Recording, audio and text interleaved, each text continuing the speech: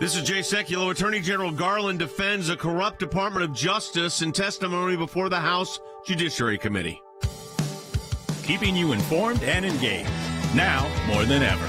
This is Sekulow. We want to hear from you.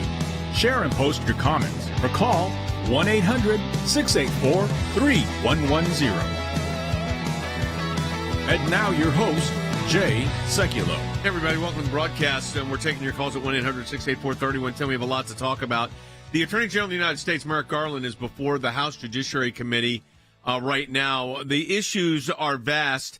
He made a very interesting comment early on. He said he wanted to make it clear, quote, "I am not the president's lawyer." And that's because when the sweetheart deal was going down on Hunter Biden and the plea arrangement, and a plea agreement that nobody has ever gotten in U.S. history, that was kind of the thought, that here was the Attorney General, not being the Attorney General of the United States, but being the president's personal lawyer. That's what it seemed like. He made a very big point. Do we have that bite? Let's go. I want to play that for everybody and give you the context. As the president himself has said, and I reaffirm today, I am not the president's lawyer. I will add, I am not Congress's prosecutor. The Justice Department works for the American people. Our job is to follow the facts and the law, and that is what we do. Well, let me make, there's one thing they say, they keep saying that we don't, we work for the American people. They do work for the executive branch of government. They are an Article 2 agency. That means they're under the jurisdiction of the president. There's nothing wrong with that. But to say that we don't respond to the president, that's nonsense. The president sets the agenda for the Justice Department. He could technically call the Justice Department saying, stop prosecuting Hunter Biden. He could say, stop prosecuting Donald Trump. The president has the authority to do that. What's interesting here, I think, Logan, is when you see what's come out of this Justice Department, this is the nervousness. It's going after the Catholic Church and the pro-life groups where they put IRS agents in there. It's going after parents who were going to school board meetings and labeling them as domestic terrorists. And that has happened under Merrick Garland's watch. Yeah, I think people see this. Also, they're concerned the fact that he is just now getting around to doing this.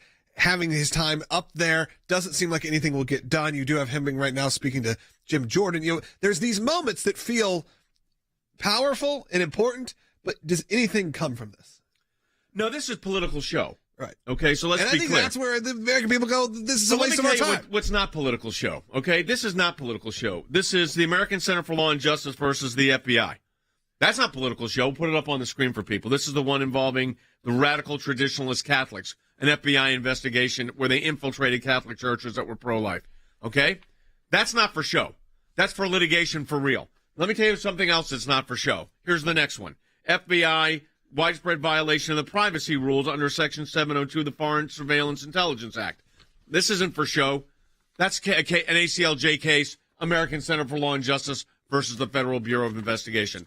Not for show. By the way, talking about cases, we are now representing, in addition to Colorado, we represent the GOP of Oklahoma, and we are going to be representing, it looks like at this point, the party in Virginia as well, and possibly West Virginia, in this attempts to keep President Trump off the ballot under the 14th Amendment.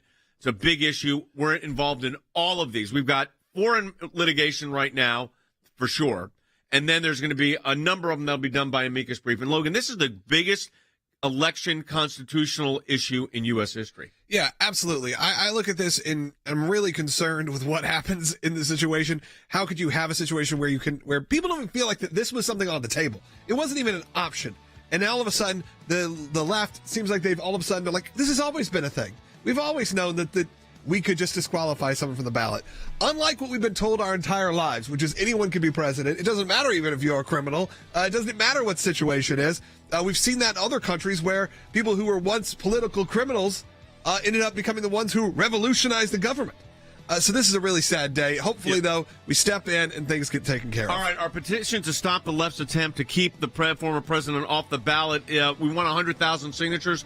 We are at 83,000, so 17,000 to go. We're very close. And those are going to help in those cases where we file the amicus briefs. So go to aclj.org today, add your name there. And this morning we sent you an email about the work we're doing at the Human Rights Council. We're going to have an update from Jordan Sekulow and Cece Heil. Jordan's in New York, and we'll have an update on that. So aclj.org for all of it.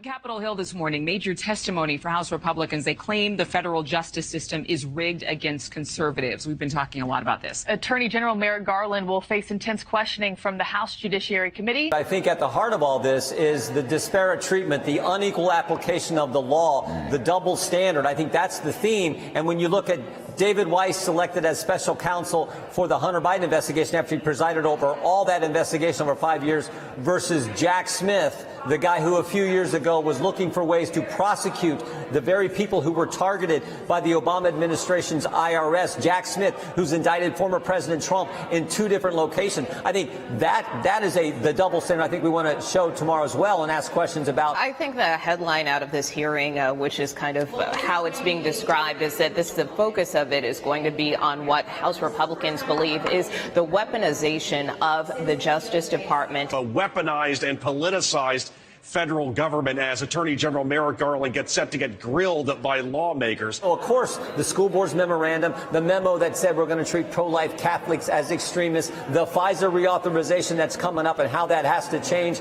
and a host of other things I think will also be subjects that members are going to have concerns about. Jim Jordan will be leading today's hearing, and for months he has heavily criticized the Department of Justice and Attorney General Merrick Garland for allegedly targeting former President Donald Trump as well as conservatives across the country.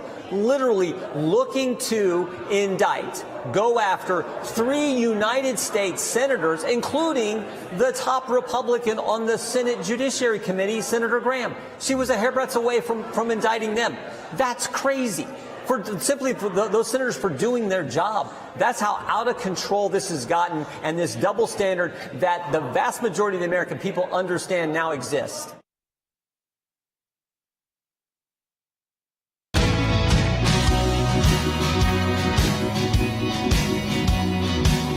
In addition to the litigation going on these 14th Amendment challenges to disqualify the former president and the FOIA litigation I mentioned to you against the FBI on things like the infiltration of the Catholic Church and the violation of privacy and the FBI in cahoots with some of the big tech companies. We're also at the UN this week. It's the General Assembly week. Jordan is actually up there with our team and is calling from Manhattan right now. Jordan, you were at a couple of events yesterday. Give us a sense first what's going on at the UN and your assessment of the situations.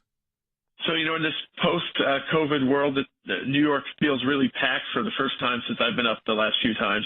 That's because you've got all the delegations in full and all the hotels and streets are closed.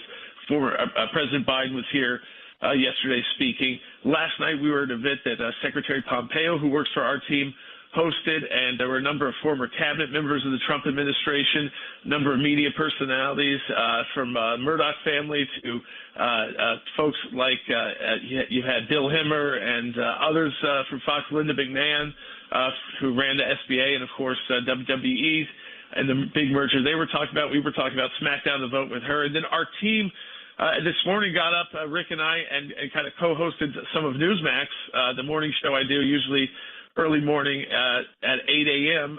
We did about a full half hour talking about President Trump's legal issues moving forward, and as well as some of the international issues, and then some of this impeachment talk, since we're kind of experts in that, of course, going through that in the U.S. Senate and U.S. House. But today, just to give people a rundown of how busy our team is, already today, Shahir Argil from our office attended a roundtable on Nigeria. He was able to, in that roundtable, he texted us, he's met with one of the Pakistani representatives who's a Christian on their diplomatic team, is very much in favor of the work that we are doing there. And so we've got a new high-level contact to work with to free so many of those clients we have that are facing death and just horrendous things. Today on the calendar, we've got James Rockus, who leads up our government affairs team, on a good trade summit. That's about all that SDG investing and how that affects the world. And later on tonight, Rick Grinnell and James Rockus from our team will be with the president of Costa Rica. It keeps going. On Thursday, there's a Caribbean panel on how all of those countries and trying to pull them back to being a U.S. ally and not reliant on Russia and China for so many of their natural resources. A big one coming up on Thursday, too, is Vietnam. where Christy Campagnone and James Rockes are heading to that. Rick is heading to one with the president of Poland on Thursday, and there's a global HIV/AIDS summit on the progress there that we've got our team at. And then on Friday, Tanzania, their vice president, Bulgaria, with the deputy prime minister and minister of foreign affairs, and then finally another roundtable with Pakistan. So, I mean, it gives everybody a sense of the scope. Now, Chairman Xi and Putin did not show up to the UN this time. How is that being received? You know, I mean, obviously, when the major world leaders decide that this is not a place they want to, make a speech and make a big diplomatic statement, which every world leader has the right to do at the General Assembly. I mean, those have been going on since yesterday when President Biden, they just kind of go through the list. And usually they take those moments to take pot shots at the U.S. if they feel like that's what they want to do. And because it's at the UN, you're in the United States, but once you're in the UN, you're not really any longer in the United States under the jurisdiction of the United Nations. So they would, had safe travel, had safe passage to be here. But I think it's very telling the weakness of the United States. I mean, that's what people talk about. It's the fact that they're not showing up to New York to make a point, just like they didn't show up to the G20. And we also have at the same time human rights interventions going on as well. That's right. I mean, we're constantly got those human rights interventions going on, and I think we made a very fruitful contact. I mean, one of our team members said to me, for this entire week and the money that it's cost, that one person we met in Pakistan could change all of our cases there now. You think about that, folks. Talk about a divine appointment. You just one particular meeting, and that's why we call it the Ministry of Presence. You got to be there. I mean, we've seen that in our Middle East negotiations. That being there makes a big difference. Andy's interesting on what Jordan just said on the situation with Pakistan. Shahryar comes up, shows up at the meeting. The minister's there, and probably in the diplomatic corps, senior level diplomatic corps, happens to be a Christian. They strike up a conversation and relationship, and that could dramatically change how the entire persecution issue is handled in the country of Pakistan. Well, that's right, and it is a big issue, persecution of Christians in Pakistan. And these are the kinds of connections that we need to make. The presence and the extensive report that Jordan gave at the United Nations is a very motivating and important event, that we connect with these people, that they know who we are, that they know what our position is, that they know where we are going, and that we are there to help and to assist them if we possibly can. Jordan, in the meetings you've had and the people you've been meeting with, how much discussion about the 2024 presidential election in the United States? That's almost all the discussion, especially last night at the event with Secretary Pompeo, because you had a lot of former Trump cabinet members and other high-level folks there from the administration, all knowing, of course, and all asking who's talked to him when, what do you think about this, what would happen if this happened, and a lot of questions for us because we're the lawyers, so it's the same kind of thing. Well, what happened if this happened in this case? And at the end of the day, though, what is pretty clear is that there was not a single person there that didn't think that he's got, as of today, the nomination locked up. Of course, everybody says there's the what ifs, there's the hypotheticals, but if the vote were held today, he's the nominee. And what I've picked up differently than I picked up from that group in the past is they feel much more confident about his ability to beat Joe Biden and to run it, because when you start looking at the map and you start seeing these comments from Joe Biden, even at the UN, it's pretty out of touch with the middle America, which is exactly where Donald Trump has to perform well if he is the nominee. Which is interesting, because when you look at the challenges, the legal challenges that have been made, for putting the indictments aside, but we met yesterday, Andy and I, with our team, Jordan, while you were out of town, about these 14th Amendment challenges, and you look at where they're going: Colorado, Oklahoma, West Virginia now, Virginia, clear swing state. So they're picking, and we're going to be in at least those four on the merits, and then we'll be filing amicus briefs and others, and we may get involved in some others as well. But if you look at the strategy that which I think is a desperate ploy here, Andy, in my view, but I've never seen in my lifetime, and I never expected to see Section 3 of the 14th Amendment being used in this way to take off a qualified candidate so that the people that make the decision in the Republican primary don't have that choice, which is what you talk about election interference. I can't think of anything that's more election interference. Well, that's exactly what it is. It's an attempt to destroy the president, President Trump, politically by saying that he is a insurrectionist, that he is an officer of the United States who revolted against the government. He's not an officer of the United States. The Constitution makes that very clear. He takes a separate oath, the oath of the president. And this is what they're trying to do, to attack him all over the country and to try to prevent people who want to vote for him from voting for him. We're not going to do that, allow that in the United States. We're going to prevent that from happening. And Jordan, you're saying that's because in these UN leaders, they're worried about world leadership. So I'm sure this is coming up with, I'm sure as we're in these other meetings. But by the way, the list you gave of the countries we're meeting with, our team's meeting with, folks, there's not many organizations that do it like this. And believe me, we're going to be announcing next year a major expansion of that effort. But you kind of got a taste of it today, Jordan, and yesterday, it's been very significant, the impact we're already having. Yeah, that's right. I mean, and just to engage here, kind of like how we've been engaging in Geneva in the past, we've joined some new organizations that have allowed us to do that and have been much more present, as you see. I mean, a number of our team members strategically going to these meetings to make those contacts so that when there is that American imprisoned abroad or there's an interest to the United States with one of these countries, that we're poised to have the relationships outside the U.S. government to work with these actual countries, and oftentimes because we're not directly, the U.S. or an actual country, it's actually easier for them to work with outside groups like NGOs, especially because our ACLJ has that status at the UN, so they have to take our meetings. You know, it's interesting also, we've joined a number of associations there, and some you would not think, some of them are business associations, but it's given us just tremendous access. Thanks for the update, Jordan. You'll be back in the studio on Friday. Let me say also, as we give you that update, folks, if you look at everything we're involved in, CeCe Howell will be with us later in the broadcast. We're going to go through what we're doing at the UN Human Rights Council with regard to the persecution issues, and they're significant. I mean, there's significant issues there that we're fully engaged in. We're mentioning we've been talking about these other issues. The ACLJ is involved literally from coast to coast and around the world. I hope that everyone's seeing that in a program like today. Yeah, I think they absolutely are. You can support the work of the ACLJ right now easily. Just go to ACLJ.org. Again, that's ACLJ.org to support the work of the ACLJ, which you should do right now because, as we've said before, these are not inexpensive. These are not cheap operations. These are getting top legal minds to work hours and hours and hours a day, 24 hours a day, really, to get this done. And, of course, just to get this on the air alone takes an incredible team and an incredible amount of time and resources. So we can use your support at ACLJ.org. We're also going to take your phone calls. And guess what? We haven't promoted that at all. So phone lines are wide open right now. So it's a great time to call. 1-800-684-3110. We'll play some of the Garland hearing. You'll hear some of that coming up.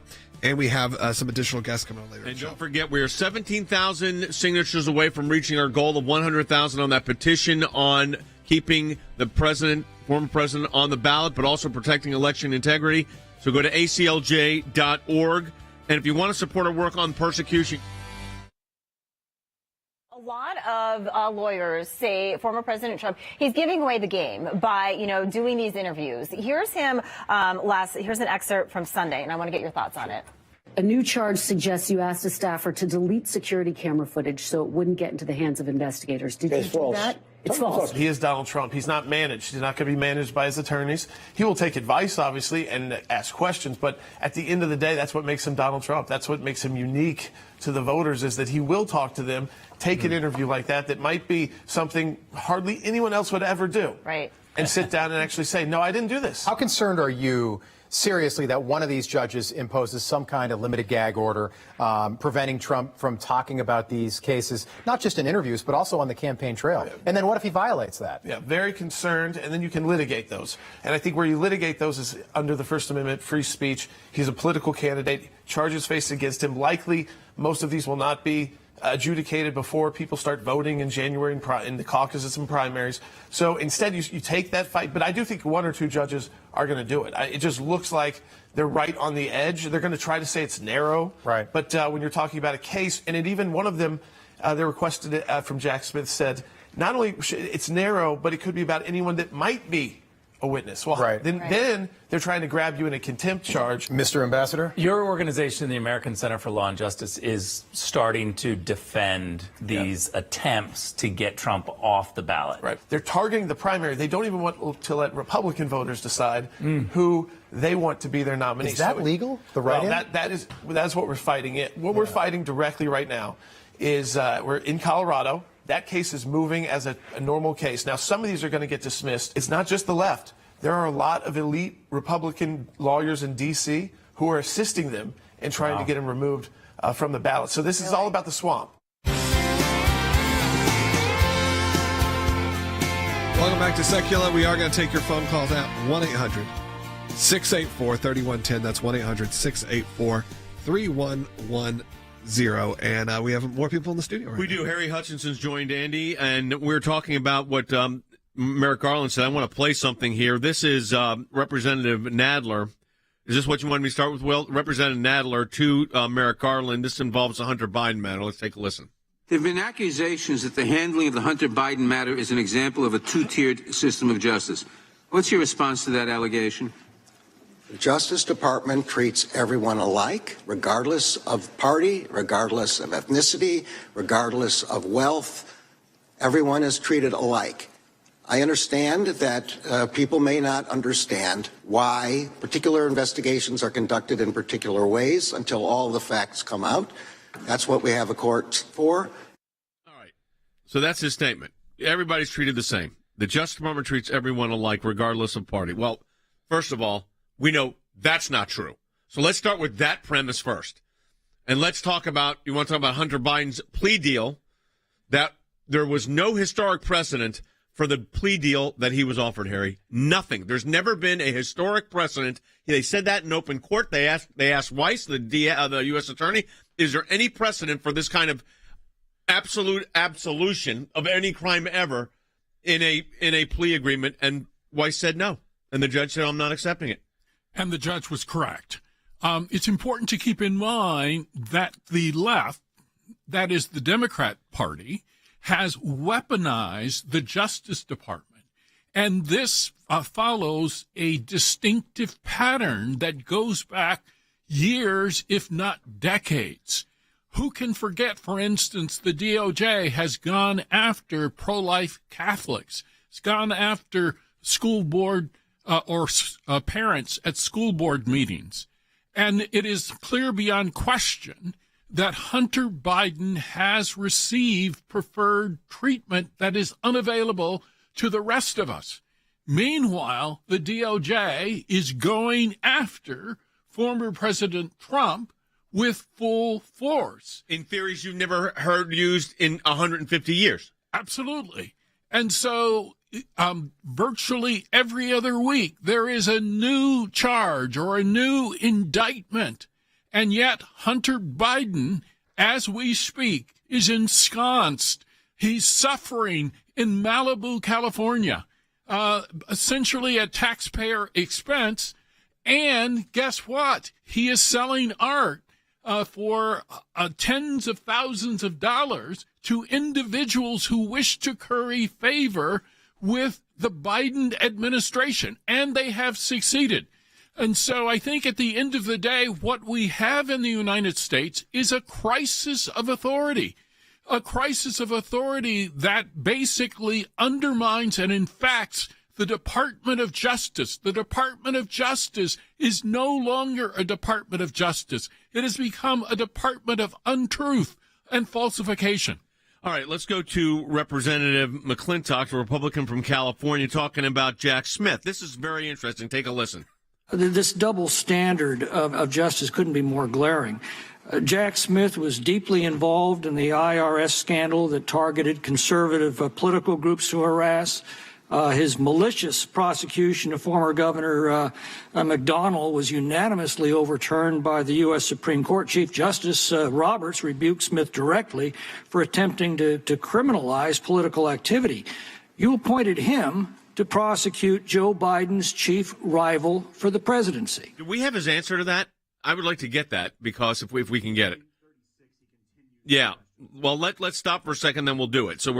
But Andy, we know for a fact, and we got this in our discovery with the IRS case, that Jack Smith was intimately involved. Yes, he was. Jack Smith is basically a stooge of Merrick Garland, and he was put in there to do the bidding of Merrick Garland and to do the bidding of Joe Biden and the Democratic administration. Merrick Garland says, I am not the president's lawyer. No, you're not. You're his law clerk and his messenger boy. Well, let me take it a step further. Here is, again, Congressman McClintock talking about the obvious double standard. This is the hearing that's happening right now. Take a listen, number 36. Do you at least see the obvious double standard applied in these two appointments? Mr. Weiss was a Republican appointee. Mr. Smith is not registered to either party. His entire career was as a career prosecutor. I'm not asking what their party registrations are. I'm asking about their records and how those records would commend them to the appointments that you made. This is a question of judgment, and it's a question of motive. What was motivating you to do this? Mr. Smith had a nationwide reputation for integrity and for appropriate prosecution. His work can be measured by what he actually has filed. Everyone in the country can see the indictments. How can you say that after he was so heavily implicated in the IRS scandal? He can't, I don't know what his answer to that was, but the answer really is, Andy, he can't, because he was right in the middle of it. They were trying to come up with a criminal case to shut down conservative 501c4 organizations. Right. And the way you do that is you go to the man that's your right-hand man for doing that, and that was Jack Smith. The same guy that went after McDonald and lost before the Supreme Court 9-0. We were involved in that case. Right.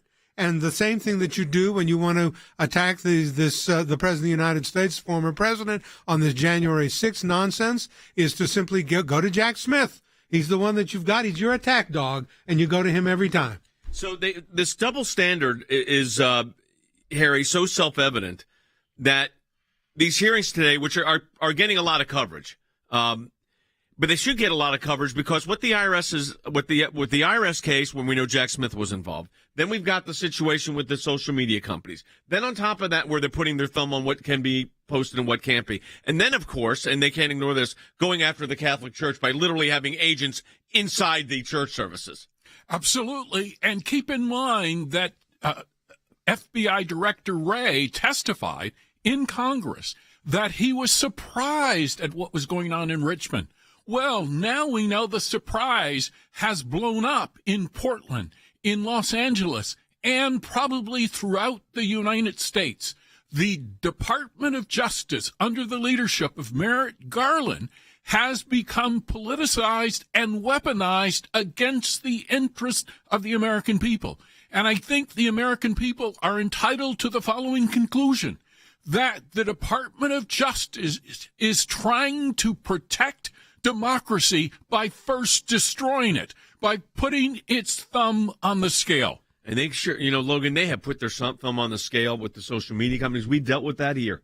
It is a serious, serious issue. It's being, we're in litigation over it right now for Charlie Kirk and his organization. Yeah. That lawsuit's about to be filed. But there's been reports come out. There's already a case out of the Fifth Circuit where they said this is a real problem. Oh, we know it is. We know that shadow banning is not just a phrase that doesn't exist. We know it exists. We know it's real. It's happening. We've seen it happen to ourselves as well as other people we've worked with. So we know that's a real problem. But also we know that there hopefully can be some solutions to those problems.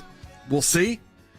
These are private companies, but we can at least have another voice and make sure that we're available everywhere and every platforms. Look, a good way to do that is to share. So if you are watching this on, let's say, Facebook, one that, maybe there used to be 10,000 people watching live and now maybe there's 800 watching live. Why? I think you can probably come to the conclusion yourself. So click that share button. We'd appreciate it. It gets into more people's feeds. Same if you're on YouTube. Click the thumbs up. Rumble, click the thumbs up with the plus sign. Really helps us out. All right, and also don't forget, we are 17,000 signatures away from reaching our goal of 100,000 signatures on our petition to stop the left's attempt to keep former President Trump off the state ballots. Go to ACLJ.org, sign that petition, and support the work of the ACLJ. You see us at the UN. You see us in federal court on the elections. You see us defending religious liberty, ACLJ.org. The ACLJ has a 30-plus year history of fighting on behalf of you, our members. In support of life, abortion's murder, religious liberty. A Turkish court has freed American pastor Andrew Brunson. Justice, personal freedom, and constitutional government. Our freedoms are under attack. Now, more than ever. We are not going back.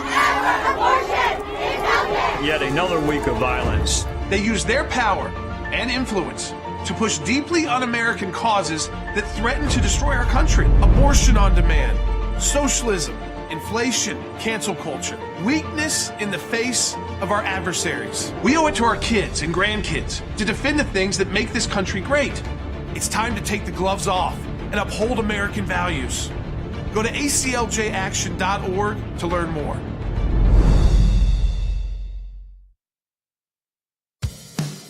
Keeping you informed and engaged, now more than ever.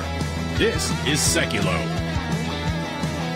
And now your host, Jay Sekulow. Hey everybody, welcome back to the broadcast. Well, we've had a lot going on. Jordan gave us a report earlier in the broadcast from the United Nations where we have a team of about 5 ACLJ and ECLJ members that are meeting with a lot of country leaders, especially on the issues of Christian persecution. That's going on right now. They've handled a number of roundtables. We've had some progress on a matter out of Pakistan, and that's, again, because we've been able to meet with the high-ranking diplomats from Pakistan. So we're there. We call it the Ministry of Presence. At the same time, we announced that we have now filed in Oklahoma on those 14th Amendment Section 3 disqualification attempts to try to keep former President Trump off the ballot. We are also been contacted now by Virginia's GOP, the party there, to engage in that case, and possibly in West Virginia as well. So we've got a team of about 7 lawyers dedicated to that issue, and that includes literally from coast to coast, Colorado, Oklahoma, Virginia, and it looks like West Virginia, and more of those coming. And Logan, I think that's an example of being able to turn on a dime. These cases came kind of out of nowhere. There's a lot of them, and we were able to assemble a team to get on top of it immediately. Yeah, we have an incredible team that can do that, but we also can't do that without people's support and without people being able to chime in and get your voice heard. And the way you can do that also is by supporting the work of the ACLJ. So you can do that, like I said, at aclj.org. Don't want this to just sound like an advertisement. It's just true. At this point, we're assembling these massive teams to take on all these lawsuits. You can't just do it, out of the goodness of our heart. We have to have resources to get the best of the best, and dealing with the clients that deserve the best of the best, including you, by the way. If you need legal help, all you gotta do is go to aclj.org, click that help button, and no cost to you. We'll take on your case if it fits within our scope. So that's, again, what we do with those, with that support. Yeah. And look, there's going to be more of them. These are going to move quickly. We already have a trial date in the case in Colorado, October 30th through November 3rd. So we've got a trial date in Colorado. Motions will be filed and briefed, so there's a lot going on there. We give you a report from the United Nations. I tied in the fact that we're getting some progress, but CeCe Howell's going to be joining us in the next segment of the broadcast to discuss specifically what is happening on the Human Rights Council front. That's going on also. So we're demanding justice for Christians that are facing really horrible violent situation, especially right now in India, unfortunately. And you just had that assassination, which they think had a tie-in from India, that just took place in Canada. Something's going on there, and it's not a good development. Let me just put it that way. ACLJ, ECLJ, that's our European Center for Law and Justice, involved in that. I mentioned the FOIA cases that we're involved in because right now Merrick Garland's testifying on Capitol Hill about the 2-tiered system of justice. We have cases with the FBI, against the FBI, on those issues. And the one that's getting a lot of attention right now, Logan, is this whole thing about the contacts between the FBI and these social media companies. Yeah, exactly. We know that. They've admitted to it. They've admitted to having these conversations. Look, there's portals being built where they can report things. We know this is what's happening. The problem is when you have a pressure on a private company from the FBI, sure, a lot of times they're going to listen. They have to listen to what the FBI is wanting or saying. So somewhat you obviously have to keep yourself accountable, but you also have to understand that these companies are getting pressure from the highest level of government influence. Well, I mean, just think about that. If you had an FBI, supervising agent contact you and say, we are concerned about information on the ACLJ site, then it may be put up there by, it may be Russian bots, it may be disinformation. You're not just going to ignore a call from the FBI. Well, that's the thing, and it has a chilling effect. All right, we need you to do a couple things. First, go to aclj.org. Are we still about 17,000 short, Will? We'll get an updated number, but about 17,000 signatures short from reaching our goal of 100,000 on that petition on the issue of the 14th Amendment and allowing the president, if he is qualified, to be the nominee, but also to be able to be in the primary process. And they're trying to keep him off the primaries, arguing insurrection, something he hasn't been charged with. We are going to be filing amicus briefs in a lot of these cases as well. Some direct litigation, some amicus. I want to be able to have all 50 states represented, and I want 100,000 signatures. So I encourage you to go to ACLJ.org. While you're there, by the way, support the work of the American Center for Law and Justice. Logan reminded me of this. It's not just when we're in a matching challenge or when we're in a matching moment. Or a life and liberty drive. It's like right now. We've got a lot of cases going on, and a lot of activities, some not budgeted. These 14th Amendment challenges. Your support makes a huge difference. Go to ACLJ.org. Donate today. It's tax deductible. We really appreciate it. ACLJ.org. Back with more in a moment. The ACLJ's work at the UN Human Rights Council is extremely important. We're taking specific, concrete action to protect those that cannot speak out for themselves. The Human Rights Council is the entity within the United Nations body that is responsible for promoting and protecting all human rights. Lives are on the line here. This is putting real cases with real people in front of the UN. As the UN is currently the international stage to address these issues, we want to make sure we are there speaking up for the victims of religious persecution who are often dismissed and overlooked. Ministry of Presence is actually a very effective tool when fighting for justice. Putting this forward before the Human Rights Council is a very important part of our advocacy for people that really can't speak up for themselves. You get to name and shame publicly world powers. No other place you can really do that. You can do it on your radio broadcast. That's not our audience, though. These are international actors. You get to go into their home at the UN, where that's their safe space for a lot of these bad actors, and call them out. Through our European Center for Law and Justice, which is an NGO, we participate in each session, drafting written submissions and delivering oral interventions covering the most egregious human rights and religious liberty violations. We do it at a very different level. You've got to push and push. It's important to be front and center, because what that does is enable us to report firsthand.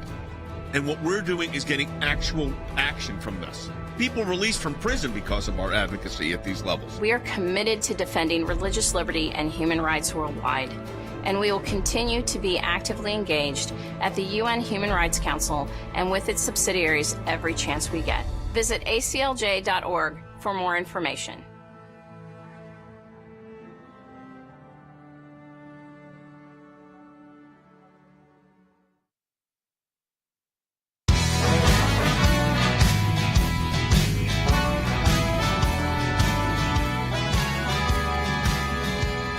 Welcome back to Sekulow. We are taking your calls at 1-800-684-3110, 1-800-684-3110. All right, so we mentioned briefly when Jordan called in from the UN of our work there, but there's another aspect of that's going on right now, and that is in front of these committees when it comes to the Christian persecution issue. We have a whole team dedicated at the ACLJ to these Christian persecution issues. Unlike a lot of organizations, when you file what's called a country report, we file it on every single country that's under review. In fact, the UN has commented to us that we're one of the only organizations, CC, that do that, and that's very helpful to them. Because even a small country can have major violations, and unfortunately that's the case. But we've got a lot of activity going on there right now. Scheduled interventions, you got a whole bunch of them. Let's listen to this. Right. So the 54th session of the Human Rights Council is going on in Geneva. So that's going on in Geneva while the General Assembly is in New York. Correct. We've got teams at both. Yes. Go ahead. And so at the HRC in Geneva, the Human Rights Council in Geneva, for this 54th session, we filed written submissions, and then we're allowed to do oral interventions. And we are doing them this session on Nicaragua, Pakistan, Ethiopia, Nigeria, France, and Israel. And so, typically you don't get that many because it's hard to register and there's a lot of competition for these speaking places. And you're actually speaking before the whole Human Rights Council. And I was actually there the 53rd session in person in Geneva, able to give these oral interventions on Pakistan and actually hold side events and meet with the Pakistani delegation. And that's when we see action happen. So let's talk about that, because people need to understand the scope and nature of this. So you've got people that are being persecuted, individual cases we handle. And then you've got what I would call more of a countrywide problem in India, Pakistan, where they're just going through and destroying Christian towns and villages. And these are usually very underprivileged areas. And you've got to have advocacy there on a global scale to bring attention to it, and that's what this does. Absolutely. We're able to, in each one of these reports and in each oral intervention we are able to point out, like just in Nigeria alone, that a Christian is killed for their faith every 2 hours. And that 90% of all Christians that are killed across the world, they happen in Nigeria.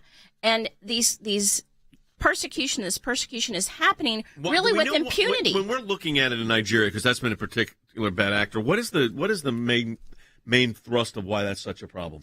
I think it's the, Muslim terrorists. You have the Fulani herdsmen, and you have Boko Haram, and they are just wreaking havoc in that country.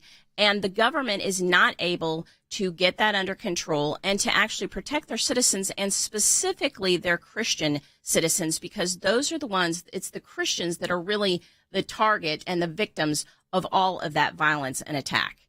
So I'm looking at some of these reports, but Logan, we have a project that we launched a couple of years ago, probably a decade ago, called the Be Heard Project. Yep. And let's talk about that for a moment. Yeah, it's specifically targeted to Christian persecution. So for people who care specifically about that issue that's happening worldwide, we've been doing it for, well over 15 years probably at this point.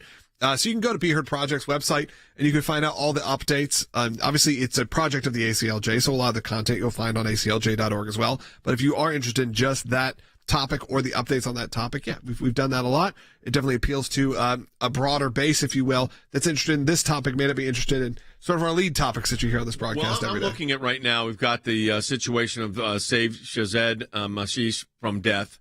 390,000 signatures on that petition on the Be Heard Project. I'm going to give you that number again. I'll give you the exact number, actually. 390,989. That petition, we've been promoting this for a while. And it's got... The topics on there include suffering women and Christians in Iran, Christians' situation and where they're on death row. We now have a case out of Afghanistan. We don't have the case per se, but we're trying to get information about it. We're a U.S. aid worker. What's the status there? This has just happened. So this is an organization that has been working in Afghanistan for, I think, 57 years. They have been there. And just recently, because, of course, the Taliban has taken over, there have been it's been reported that 18 aid workers from this organization have been arrested and under the guise of spreading Christianity. So we have reached out to that organization to see if there is something that we can do to step in and assist them. But, you wouldn't have seen this before in Afghanistan. They're literally getting arrested, these 18 aid workers, from an organization that has been there for decades now for spreading Christianization. I want to look at, we can put these on the screen. Here's our report that is going in, and it looks like it's on UN letterhead, actually, if you'll see it up on the screen there. Let's get it on up. It's to the General Assembly, and there it is. And you use their formatted letter, right? That's yes. A big part. Why do they do that? We do. Every submission has to be completely formatted. It's a specific font type and everything that we have to accommodate them. Yes. Just like the Supreme Court. So yes. This is our written statement submitted by the European Center for Law and Justice. And this is on the country of Pakistan. The next one is Israel's under review. There are more adverse actions taken against Israel than any other country combined. Absolutely. Israel is the focus of attack from the UN constantly. And so every single chance we can get to do a written submission or do an oral intervention to support Israel and to point out the fact that they protect their Arab citizens, that they are a human rights advocate and champion instead of the way that they're painted at the UN as there is no country in that region that has more freedom and liberty than Israel. And we at least get to point that out. And this is our statement on Israel. The next one we have is on Myanmar. That's been a really tough one, right? That has been terrible because... What's the issue there? Literally, well, it's basically the Burma army has taken over. And so Myanmar used to be referred to as Burma, but the Burmese army is still called the Burma Army. And they just have terrorized and attacked. And again, it's mainly Christians that are bombed, beheaded, attacked, displaced. And so there's just a lot of Christian displacement there. We also, I'm holding up the next one is Ethiopia. What is the status in Ethiopia? Yeah, What's the issue there? Ethiopia, that's an interesting one because at the ACLJ, we actually have an intern that is from Ethiopia. And So we've got a European Center for Law and Justice in Strasbourg, France. We're right there. We have a beautiful office there. And one of our interns is from Ethiopia. And so there's firsthand account on literally a Christian group that is literally targeted, being massacred with drones and other things. It's just horrendous, the persecution that is going on to the Christians in Ethiopia. And we're able to point that out and give firsthand accounts of what's going on there. And then finally, an ally of the United States, India. Now, India has been in the news this week because of the purported link between an assassination in Canada that they think the Canadian authorities think is linked to Indian government. Well, and really just the radical Hindus there are attacking. It's mob violence that we see just like in Pakistan. The Hindus are attacking Christians. They're trying to get rid of any other religion other than Hinduism in India. And we are seeing this in just increased persecution on a daily basis. Let's discuss, this is the final case we're going to discuss, is the Shahzad case. Yes. Talk about that and where we are in that. So, where is that case? So Shahzad, just to remind people, is the 16-year-old Christian in Pakistan who was falsely accused of blasphemy and then has ended up, because, again, of mob threats to the judge, being actually convicted, and he is going to its execution by hanging. And so he is in prison, has been in prison for 5 years. We have an appeal going. We also have the working group on arbiter detention at the UN has taken that case. We've talked to the Pakistani delegation there and now at the General Assembly as well. So we're hopeful that we will see justice in that case. All right. So we want you to go to aclj.org/persecution to sign the petition right now. And Logan, let people know when we get these petitions, we're serving them at the UN to these government leaders. And it's important for people to understand this. Right. It's not just sign your name here and it goes into a file and you get on our email list and that's the end of it. What it actually is always we get them to the people that need it the most. So whether that is in the halls of Congress, whether that's the Senate, whether that is to the White House, or specifically for this one to the UN, to whoever it needs to go to. So these lists don't just sit around and collect dust. It's not just acquiring signatures. It's not even just acquiring a number. The number's great. Obviously, our goal. We have goals because, in masses, work can get done. Yep. But we deliver these, and we deliver them either digitally, we've delivered them physically, however we need to get it done, whatever is most effective for that specific group and organization. We have the petition going on the persecution issue. We also have a petition going on this legal challenge under the 14th Amendment, Section 3, the disqualification clause, where they're trying to keep former President Trump off the ballot because of alleged insurrection and rebellion, except he hasn't been charged with that.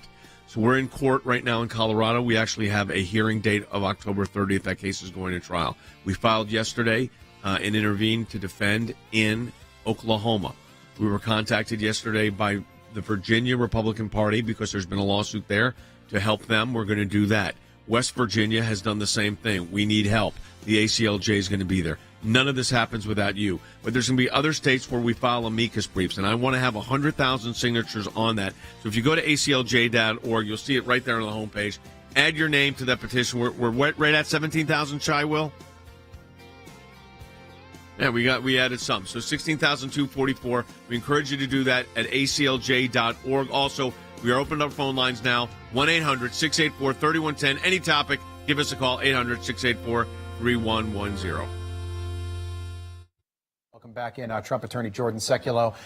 Jordan, the big question now is going to be about this impeachment inquiry. I think it's interesting. So it was announced a week ago. We'll have the first hearing next week, and then we'll see where we are. Right. We know what the Democratic playbook is going to be, and that's that there is no evidence directly linking Joe Biden with his son or any of his overseas business dealings. We know that's not the case. I think they've got to really explain to the American people about why it's important for them to know this as they start deciding who they will cast their vote for. That it plays a political role because as of right now, he is a Democrat nominee for president. And do you want 4 more years of this kind of dealing that's alleged in all this? You've got the son on trial for these issues.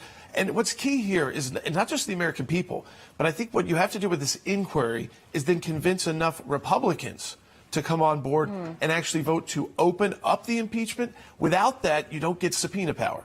Jordan, and that's tough. That's a good But at point. least you have this time to make the case. This is your time to make the case about why we need to get that power. This isn't just hearsay. No. He has the documents. He has the WhatsApp text messages. He has the bank records. So what more evidence could there be? This isn't circumstantial.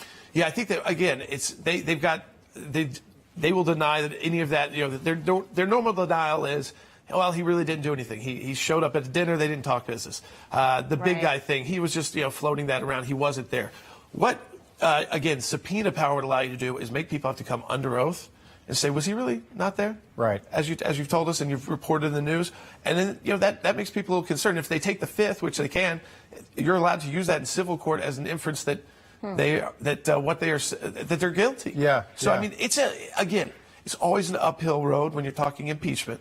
But I think what you've got to do with Congress, you've got to get to the vote where you can open up the inquiry and actually have subpoena power. People, that's on testimony and documents.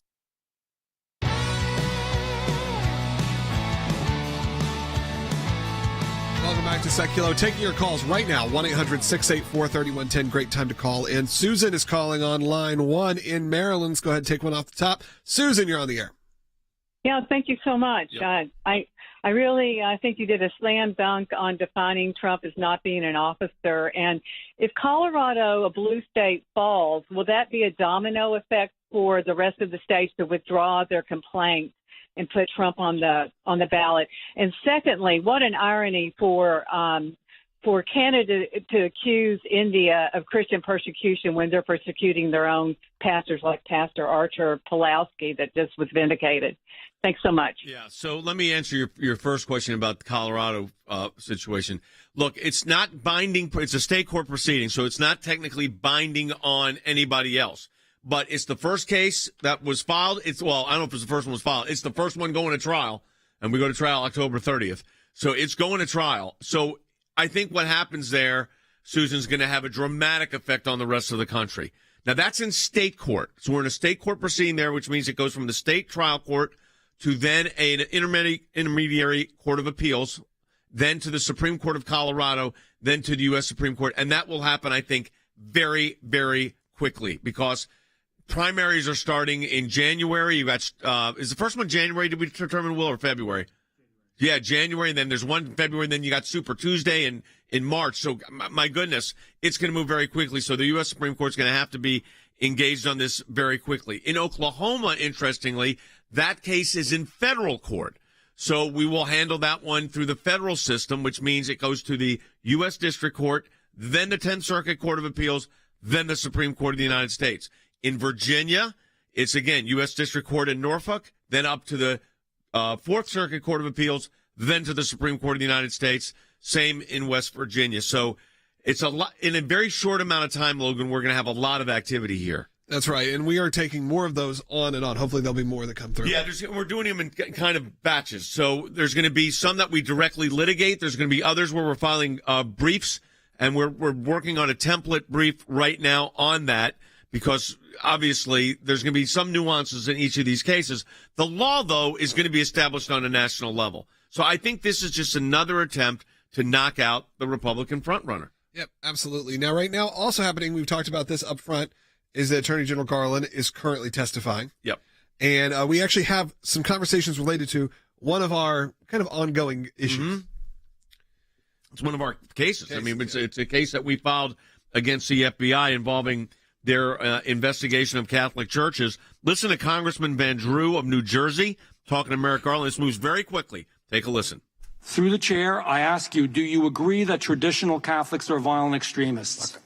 I have no idea what the traditional means here. The idea. Let me just go to church. May I answer your question? Yes the or no? idea that someone with my family background would discriminate against any religion is so outrageous, so absurd. Mr. Attorney General, it was your FBI that did this. It was your FBI that was sending, and we have the memos, we have the emails, we're sending undercover agents into Catholic churches. Both I and the director of the FBI have said that we were appalled have said that we were appalled by that memo. So then you agree that they're not extremists? We were appalled by that memo. Are they extremists or not, Attorney General? I think that... Are they extremists or not, Attorney General? Everything in that memo is Are they appalling. extremists or not? I'm asking a simple question. Say no if you think that was wrong. Catholics are not extremists. No. Okay. Let me tell you what we did. You pressured it pretty good. You just said the fact that you got a straight answer, a no at the end, is actually pretty... No, that was impressive by Congressman Van Drew. We should get him on the broadcast this week. I mean, you usually don't get anything that clean from a... It was a great cross-examination. Right, yeah. We filed a lawsuit against the FBI on the issue of this memorandums that they created involving the investigations of the Catholic churches and sending agents in. We filed a joint status report, was filed with the court, filed by us and the Department of Justice, by the Principal Deputy Assistant Attorney General of the United States, the Deputy Branch Director, and a trial attorney with the U.S. Department of Justice, and then our lawyers. Let me read you paragraph 2.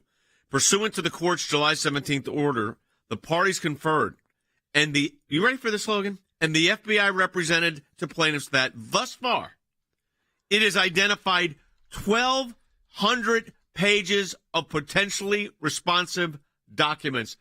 This is when they said it was a boneheaded move out of one office in Richmond, one agent. As soon as they did it, we found out that we shut it down. Then we find out it was not just Richmond, it was Richmond, Portland, Oregon, or Seattle, Washington, and also then in Los Angeles, California. And then in the litigation, and this is why you go to court, folks, 1,200 pages responsive, and we'll start seeing those. Yeah, and actually Van Drew doubled down, asked even more. Let's take a listen. Was anyone fired for drafting and circulating the anti-Catholic memo? You have in front of you the inspection division's investigation. Just tell me yes or no, please. I don't know. We have no time. I don't know the answer to that.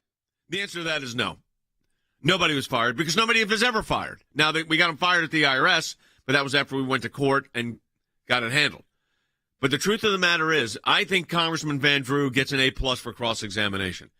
But, I mean, think about this, folks, for a moment. Our FBI is investigating, the Catholic Church because they are traditionalists. Traditionalists meant you're pro-life. Meanwhile, there are pro-life centers that were being firebombed, and we could barely get the FBI's interest. And then when we got their interest and we noticed the terms of the questions, we started saying, hey, I'm not so sure we want our clients listening to this because they're turning this on the pro-life centers. And that's the duplicative nature of what's going on at the FBI right now, Logan. And through our work with our government oversight project, which is involved in a dozen cases, 4 or 5 of which with the FBI, we are getting answers. Yeah, absolutely. And look, we are just a couple minutes before the wrapping up this show. I think it's important to tell you not only about their work, but that we are just shy of our goal. So we really could use your support. If everyone who's listening right now went on and signed, we'd be hitting our goal. Okay. If not, we'd be well above it. So right now, go to ACLJ.org to sign that petition. Yeah, so we're about 16,000 short of 100,000. I'd love to get there by the end of this week, first to next, because we're going to have to start filing some of these briefs, and we want to be able to tell the court, hey, we've got representation from all 50 states, citizens like you, and there's over 100,000. That's a big number. So go to ACLJ.org and sign that petition. Then let me tell you something else we want to encourage you to do. And Logan brought this up at our pre-meeting. You know, when we have these matching moments or our Life and Liberty drive we had or our matching challenges, that's a big time of fundraising. But let me tell you something. These cases that have come in on the 14th Amendment involving the former president are taxing our resources. Logan, you know I've been in meetings on trying to streamline it as much as we can, but it's going to take 5, 6, 7, 8 lawyers for sure. all time between now and probably the end of the year. And then I've also got our Supreme Court team now involved in it. So if you've thought about supporting the work of the ACLJ, can I ask you to do something? There are thousands and thousands of you watching right now and millions listening. Go to ACLJ.org and support the work of the American Center for Law and Justice with your tax-deductible donation. It really makes a difference right now. ACLJ.org. Yeah, we encourage you to do that right now. Obviously, always follow our accounts. Support what we're doing. There's a lot of ways you can do, even not financially, just to get involved in the conversation. Be a part of this fight with us, not just someone who listens. This was a little bit different than our broadcast. Unlike a lot of people you hear out there, some great people, you know, they go out, they give you their opinions. That's great. We don't just give you our opinions. We give you our opinions, and then we take action with our opinions, whether that's through the media or whether it's through the law. And you can be a part of that as well. So if you've ever wanted to get more involved, or if you need legal help, we encourage you to go to ACLJ.org right now. That's simple as that. Great content, all available at no additional cost, not behind a paywall. ACLJ.org. We'll talk to you tomorrow on the broadcast.